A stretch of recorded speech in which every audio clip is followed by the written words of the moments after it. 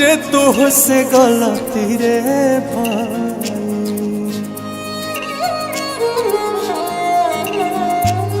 एक तो समय आ गई तुझे तुझसे गलती रे भाई।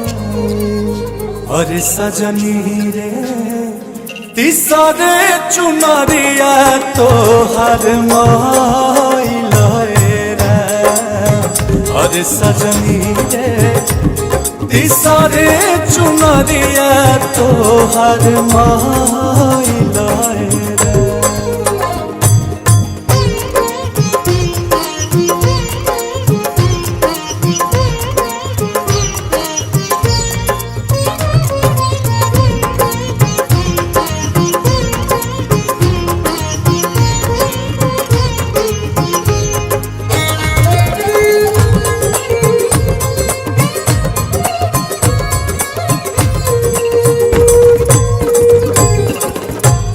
बचपन बितवलू तू तो खेल के नदानी में।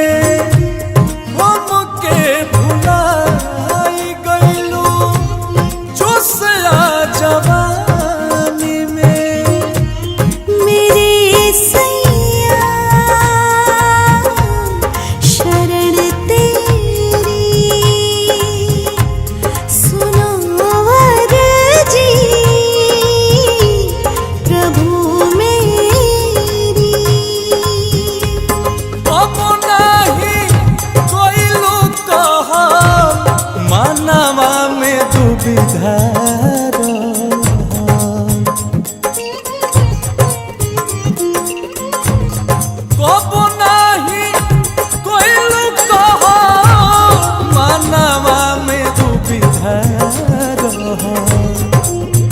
अरे सजनी रे काम नाही आई गुणवा भाइल रे।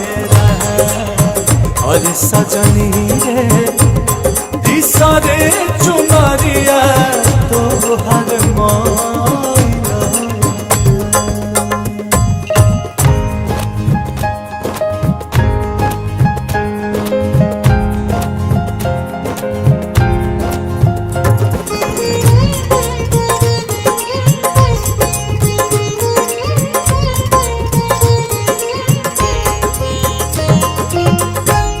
कुछ नहीं होई अब तो रोवाला से रानी। बाप के गठरिया तोहार कहता कहानी। मेरे राजा रहम करना शरण अपनी मुझे रखना। लाख 84 ओनी तब फेर जाना मोहनी। लाख 84 ओनी तब फेर जाना मोहनी।